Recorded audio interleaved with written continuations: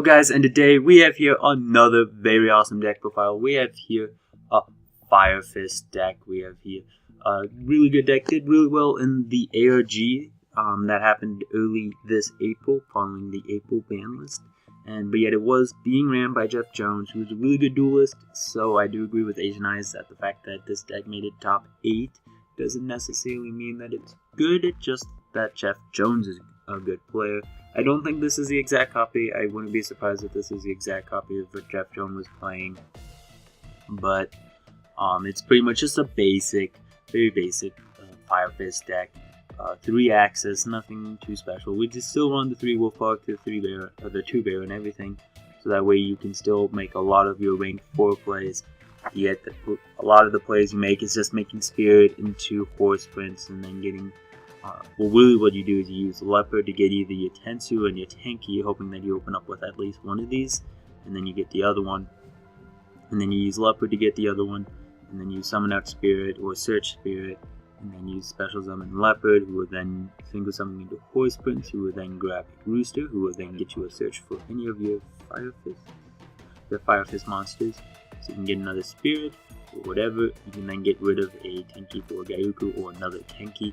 And then you're pretty much golden from then there on out. Because you have your Spirit in hand for next turn, so you can do the exact same play next turn. And then you either have a Gyuku to hit your opponent's back row with, or a Tenki to search next turn for either like a Wolf Bug or a Bear, or a Gorilla if you feel like you need a pop back row. So that is the basic play, and I shall now go through all the monsters. Wolf Park, if you don't know what he is, he's an Altair pretty much. You target one level 4 beast type monster in graveyard, special on that target. You don't use this effect once per turn. Bear, you can send a Fire Formation spell tracker to the graveyard to destroy a monster. Same thing, except you get to destroy back row. If this guy is special summoned by the effect of a Fire Fist monster, you can add a Fire Fist monster from your deck to the hand.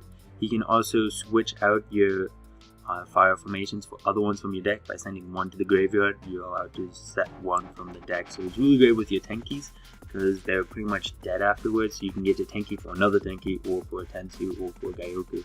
That can be really great just to go from situation to situation. Spirit, this card recently got put up to 3. When it is normal summon, you can target a target one level 3 fire monster with 200 or less attack in your graveyard, especially when that target is based on defense position. And you can only attack with Beast Warrior type monsters for the rest of the turn. You can only use that effect once per turn. So if you summon out Rooster, you can get off a search, so that is a thing. But I do believe you can only do that effect once per turn. Yeah, you can only use each effect of Rooster once per turn. So whether you summon him through Horse Prince or you summon him through Spirit, doesn't matter. So then you have Leopard. You can tribute Leopard to get, as I was saying, set a fire formation from your deck to the graveyard. It doesn't matter if he was normal or if he was special summoned. All you have to do is tribute him this turn. He had to have been summoned that turn though. And then for 1 Djeki and 2 Dark Holes and then 1 Soul Charge. I don't think Jeff Jones was playing this, but I decided to throw it in because I didn't think it would be that bad. You get to summon out monsters like Wolf Park and then go for 1,000 life points and then make an Exciting Knight real easily and just do a whole bunch of different plays really quickly. 3 Upstarts for consistency, 3 Tensu for consistency, 2 Gyuku. It's pretty much a Night Beam, except it doesn't destroy the back row, it just lets it sit there. So if your opponent has a full back row and you hit 2 really important cards, they just can't play pretty much because their back row will be filled with cards they can't use. So that can be kind of good.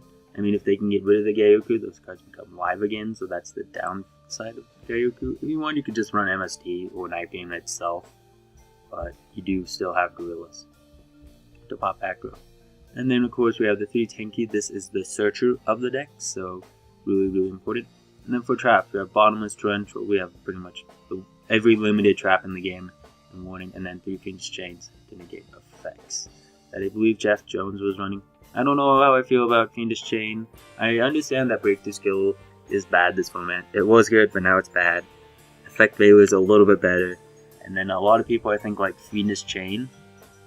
And I'm not sure how I feel about that.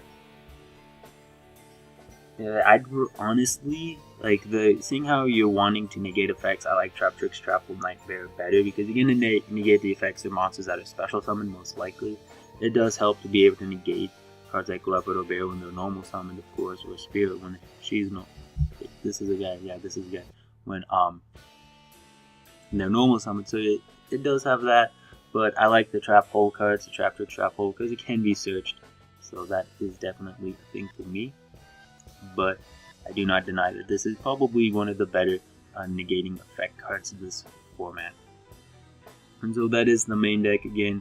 The basic play is Leopard into Spirit, into Horse Prince, into Rooster, and then you set up for next turn and you repeat. And then for the extra deck, Horse Prince, this guy I've been talking about. When you synchro summons, put someone level 3 fire monster from your deck, so it doesn't have to be Fire Fist, it's for attack. After you synchro summon, you cannot special summon level 5 or higher, so he's pretty much just a 22 beater, but you have a whole bunch of fire formations to put him up to 24 or 25. And then when we invoke into Divine, you can make this guy because he is a Beast Warrior, a Fire Beast Warrior.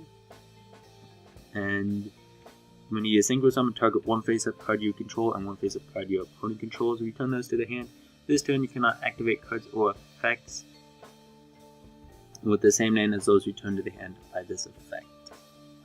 So you can only use the effect of Woken Budine once per turn. I believe if you already activate a card effect, you can still return them and nothing happens. It's just for like the rest of the turn you can't use those. I'm not sure, like if I activated Tenki and then synchro summon and do Vulcan and return Tenki to my hand, would it not go through because I've used Tenki and it says you cannot, this turn you cannot activate cards or effects with the same name as those in the hand. Like normally cards like that would let you, would say for the rest of the turn you cannot use cards or effects with the same name. But I'm pretty certain you can. So you can use it to bounce your Tenkis, so that's lovely. And nothing wrong will happen. And get rid of one of your opponent's monsters. So that is lovely. Ragnar 0 for the mirror match and your Senjus and any other deck that likes to change attack with Clear Forts. 3 Tiger King because you want to get those searches off for your Fire Formation spell trackers. 1 Black Ship, 1/1/1, 1 Heartland Draco, which because we have those Fire Formations cannot be targeted for attacks. So this is really good for him. So it makes it really easy if you get into that last like 3,000 life points or something. Your opponent doesn't have much, or your opponent's at 4,000, and you're in a grind game. That you can make just this guy punch twice, and more than likely he won't die during your opponent's turn.